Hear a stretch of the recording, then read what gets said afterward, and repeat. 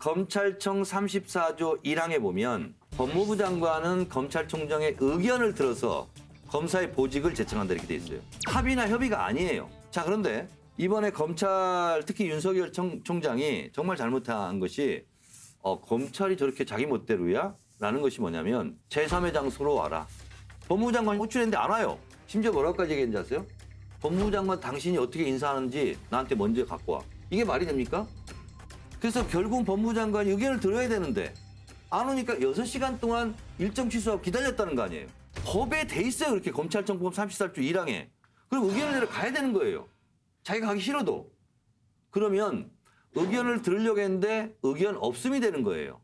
의견 없음으로 들은 거예요. 추미애 법무장관은. 그래서 원칙대로 한 거예요. 자, 그런데 의견을 못 들었다고 그래야지 명을 거역했다? 거기에 대해서 한 말씀 해보세요. 법무부 외청이에요. 하급 기관이에요. 외청은 독립돼 있죠. 자, 보통 우리가 영이 서지 않는다 그런 얘기 많이 하잖아요. 법무부 장관의 명령을 거역한 거죠. 명을 어긴 거 맞잖아요. 국민들로부터 위임받은 권력 대통령에 의해서 그리고 대통령에서 임명된 법무부 장관이에요. 그리고 법에 따라서 움직이는 조직이고 그 수장이에요. 검찰총장도 윤석열 개인을 호출한 게 아니에요. 검찰총장을 호출한 거예요. 법에 따라서. 그거에 따라서 명을 어긴 것은 분명하죠. 그러니까 댓글 수사할 때는 윤석열 총장 명을 어겼다고 그때 그런 표현도 안 썼지만 칭찬한 적이 있잖아요. 그러니까 좀 일관되라는 거지. 일관되게 얘기할게요. 그래서 이건 마치 뭐와 같냐면 회사 사장이 직원들이 인사를 해야 돼요. 인사부장한테 야 어떻게 했으면 좋겠냐. 인사안을 가져오라 그랬더니 인사부장이 사장님 패부터 먼저 까요. 그러니까 사장이 너 사장실로 좀 올라와. 사장실 안 올라가요. 호출 거부. 사장님 옆에 지금 중국집에서 만납시다. 이런 거하고 똑같은 거예요.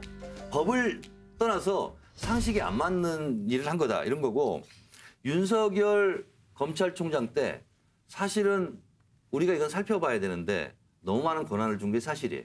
그 대검 밑에 있는 부장들 있잖아요. 그 임명권까지 다 주고 심지어 지검장, 고검장까지 인사권을 프리하게 많이 줬다는 거예요.